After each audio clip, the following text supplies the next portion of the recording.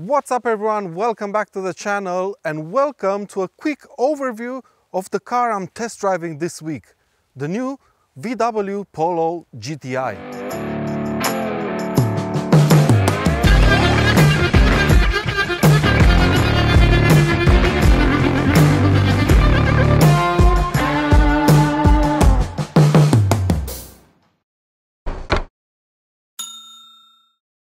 This is the 6th generation Polo GTI, and as you can see, it's been completely overhauled design-wise and also underneath the body.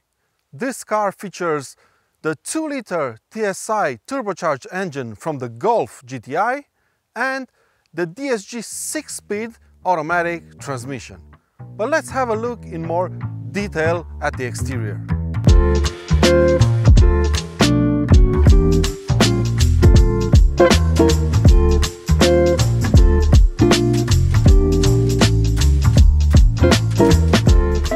This being a GTI product, it features some specific styling tweaks. There's a bit of a subtle lipstick on the front of the car and in the headlights, GTI badges all over the place, honeycomb grills in the front and in the back, and the car comes as standard with 17-inch GTI specific wheels. 18-inch alloys are an optional extra. The new Polo GTI also comes with a more sportier body kit, some really cool but rather small side skirts, a sportier front bumper and twin tailpipes at the back. This particular car also has adaptive dampers, LED headlights and a sunroof. It's finished in deep pearl black, a color I wouldn't really go for as it makes the car look smaller than it actually is, and I think it also hides some of the quite cool design features. So the 2-liter turbocharged TSI engine in this car produces 200 horsepower and 320 Newton meters of torque, and that makes it go from 0 to 100 kilometers per hour from standstill in 6.7 seconds, which means its specs are pretty much identical to those of the Golf GTI Mark V. But that's kind of it for the exterior. Let's jump inside. On the inside, this new Polo GTI is totally different from the old car. It has a completely redesigned dash layout, it has a huge touchscreen navigation and infotainment system, and this new Polo GTI can be equipped with this awesome digital active info display replacing the old regular analog dials. And this being a press car, it's also got quite a lot of optional extras. So let's have a more detailed look at this interior.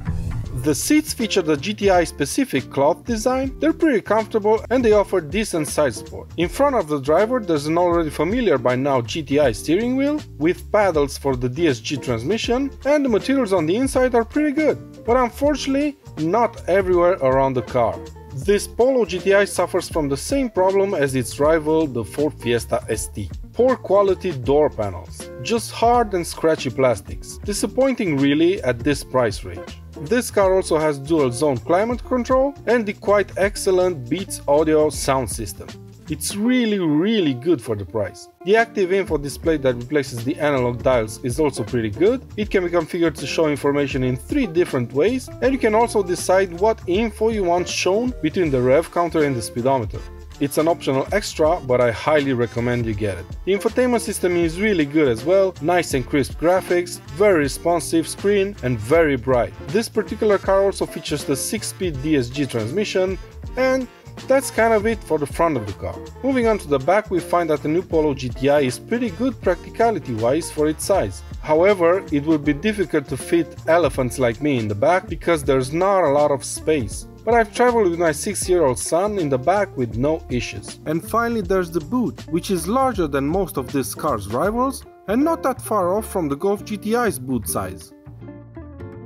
So this has been a quick overview of the 6th generation Volkswagen Polo GTI. If you enjoyed this video, please give it a thumbs up and make sure you're subscribed so you don't miss the full driving review of this car. And until next time, take good care of yourselves and I'll see you around.